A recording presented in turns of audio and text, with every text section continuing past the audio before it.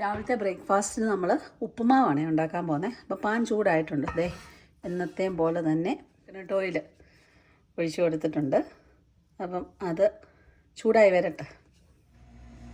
എണ്ണ ചൂടായി വന്നിട്ടുണ്ട്. കടുക് ഇട്ട് കൊടുക്കും.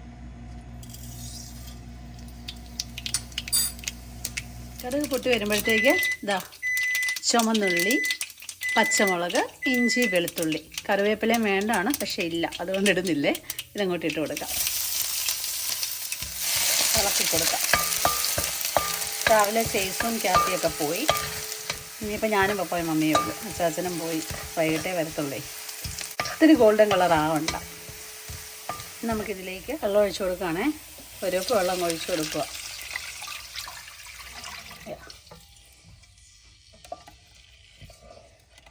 വെള്ളം തിളച്ച് തുടങ്ങിയിട്ടുണ്ട്.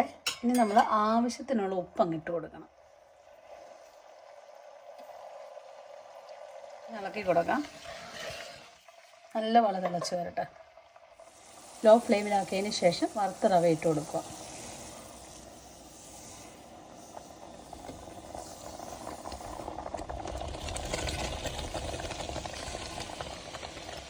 ഇനി അങ്ങ് നല്ലപോലെ മിക്സ് ചെയ്യണം.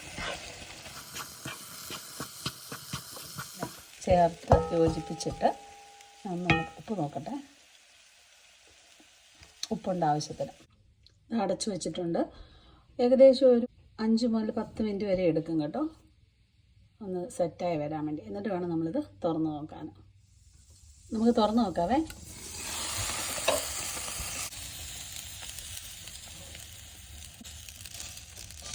ഇനി ഞാനിത് നല്ലപോലെ ഒന്ന് ഇളക്കിയെടുക്കട്ടെ. നല്ലപോലെ ഇളക്കിയെടുത്തിട്ടുണ്ട്. ഇനിതേ ഞാനിതിലേക്ക് കുറച്ച് ഗ്രേറ്റഡ് കോക്കനട്ടും കൂടെ ഒന്ന് വിതറി കൊടുക്കുക. എന്നിട്ട് സ്റ്റൗ ഓഫ് ചെയ്ത് നമുക്കങ്ങ് അടച്ചു വെച്ചേക്കാം. എന്നിട്ട് കഴിക്കാൻ സമയത്ത് എടുത്താൽ മതി.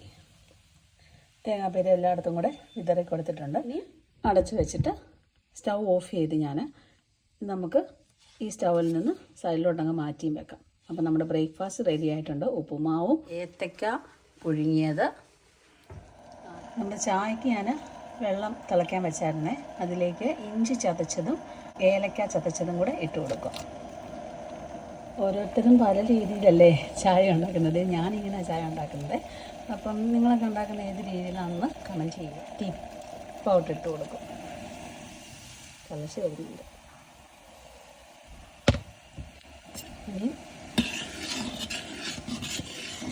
ഇനി പാലൊഴിച്ച് കൊടുക്കും. ആവശ്യത്തിന് പാലൊഴിച്ച് കൊടുക്കണം.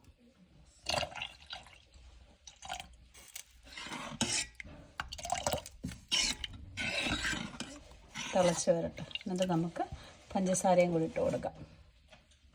ഇതാ ചായ തിളച്ച് വരുന്നുണ്ട്. പഞ്ചസാര ഇട്ട് കൊടുക്കാം.